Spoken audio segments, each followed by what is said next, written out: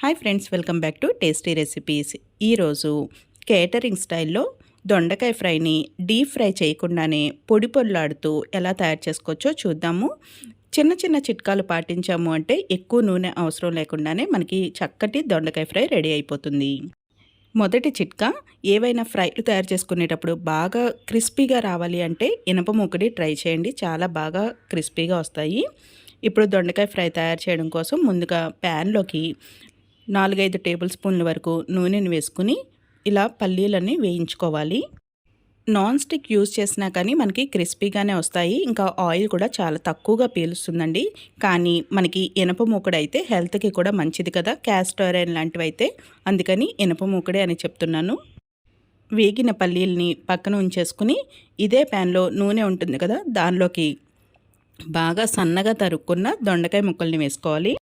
ఈ దొండకాయ ముక్కలు ఇలా స్లైసెస్ లాగా బాగా పల్చగా రావడం కోసం నేను వెజిటేబుల్ చాపర్ని యూజ్ చేశానండి. వండర్ చెఫ్ వెజిటేబుల్ చాపర్, దానిలో అయితే చాలా పల్చగా బాగా వస్తాయి. మామూలుగా చాకుతో అయినా కానీ ఇలా పల్చగా కట్ చేసుకుంటే మనకి త్వరగా ఫ్రై అయిపోతాయి. కొంచెం మందంగా ఉంటే టైం ఎక్కువ పడుతుంది, అంతేకాని మనకి చక్కగానే ఫ్రై అవుతాయి. నూనెలో దొండకాయలని వేసిన తర్వాత ఇలా గరిటతో కలుపుకుంటూ 1 నిమిషం పాటు ఫ్రై చేసుకోవాలి. ఆ తర్వాత మూత పెట్టుకుని దొండకాయ ముక్కల్ని మగ్గనివ్వాలి. దొండకాయ ముక్కలు ఎంత పల్చగా కట్ చేసినా కానీ మనకి అవి మగ్గడానికి ఎక్కువే టైం పడుతుందండి, అంటే 4-5 నిమిషాల వరకు పడుతుంది. మనకి బంగాళదుంప లాంటివి అయితే కొంచెం త్వరగా ఫ్రై అయిపోయి మెత్తబడిపోతాయి కదా, మనకి ఈ దొండకాయ అనేటప్పటికి కొంచెం టైం పడుతుంది. మధ్య మధ్యలో మూత తీసుకుని ఇలా గరిటతో కలుపుకుంటూ ఉండాలి.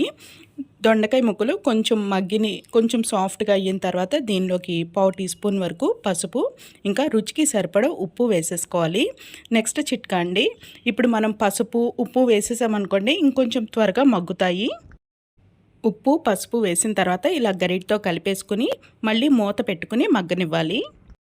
ఈ దొండకాయ ముక్కలు మగ్గేలోపు వెల్లుల్లి కారంని రెడీ చేసుకుందాము. దొండకాయ ఫ్రైలోకి వెల్లుల్లి కారం వేసుకుంటే చాలా బాగుంటుంది.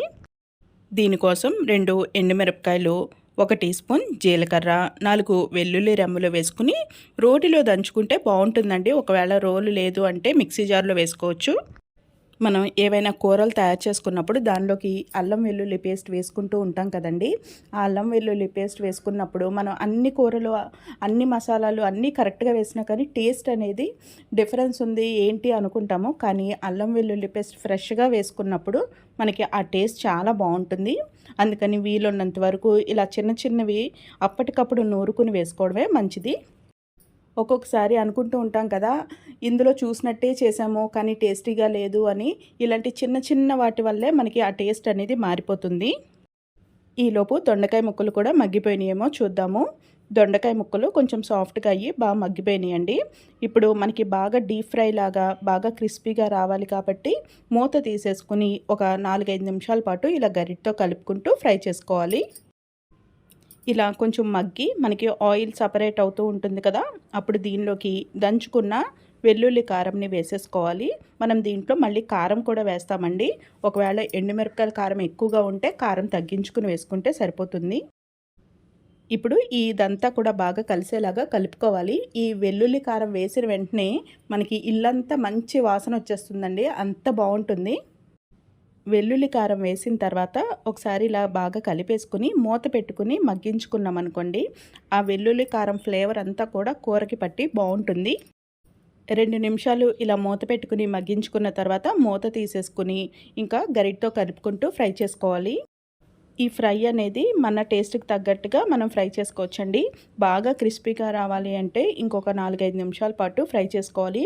కొంచెం ఇలా ఉంటే కొంచెం కూర అన్నంలోకి కలుపుకోవడానికి బాగుంటుంది అనుకుంటే ఇలా ఉన్నప్పుడే దించేసుకోవచ్చు. కానీ దీంట్లో మనం కారం వేయలేదు కదండి, అందుకని ఒక 1/2 టీ స్పూన్ వరకు కారం వేసి కలుపుకుంటే కొంచెం కలర్ఫుల్గా ఉంటుంది. కారంని వేసుకుని ఇలా కలుపుకున్న తర్వాత దీనిలోకి వేయించుకున్న వేరుశెనగ గుళ్ళు వేసేసుకోవాలి. వేరుశెనగ గుళ్ళు వేసుకోవచ్చు, జీడిపప్పు వేసుకోవచ్చు, ఇంకా దీనిలోకి కొంచెం కొబ్బరి ఇష్టపడే వాళ్ళు కొబ్బరి కూడా వేసుకోవచ్చండి. ఇంకా డీప్ ఫ్రై చేయకపోయినా కానీ పొడి పొడిలాడుతూ రావడం కోసం 1 టీ స్పూన్ వరకు శనగపిండిని వేసి కలుపుకుంటే మనకి దొండకాయ ఫ్రై రెడీ అయిపోయినట్టే.